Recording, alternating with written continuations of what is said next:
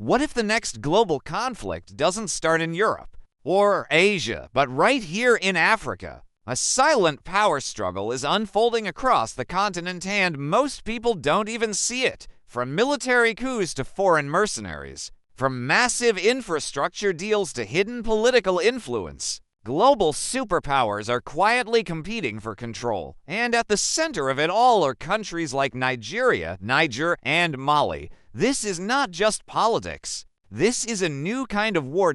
And Africa may be the main battlefield. Africa is no longer ignored. In fact, it may be the most important continent of the 21st century. Why? 3 reasons: population, resources, and location. By 2050, Africa will have over 2 billion people. That's a massive workforce and a massive market. Then there are resources. Africa holds huge reserves of oil, gas, gold, lithium, and rare earth minerals, materials essential for modern technology and military power. And geographically, Africa connects major global trade routes. Whoever has influence here gains strategic advantage over the rest of the world. That's why powerful countries are no longer watching Africa. They are moving in. Let's start with Russia. Russia's strategy in Africa is not obvious, but it is effective. Instead of building roads or schools, Russia sends military support. In countries like Mali and Central African Republic, Russian-linked groups have stepped in to provide security. In return, they gain access to natural resources and political influence. After recent coups in Niger, anti-Western sentiment has grown, and Russia is stepping into that gap. This is not traditional diplomacy. It's influence through instability.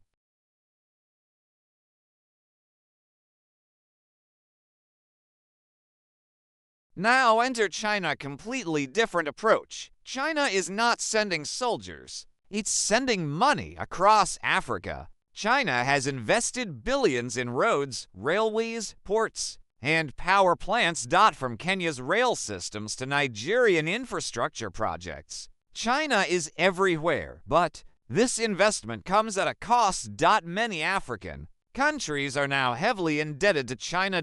Critics call it debt diplomacy, a system where financial dependence turns into political leverage. China doesn't need conflict. It builds control through economics.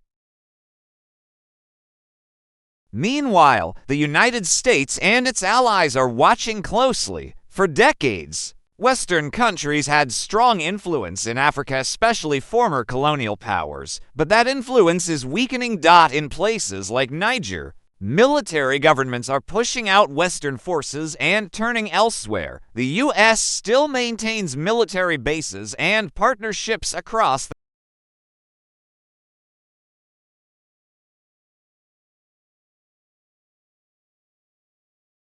Nowhere is this struggle more visible than in the Sahel region, stretching across countries like Mali, Burkina Faso, and Niger. This area has become one of the most unstable regions in the world.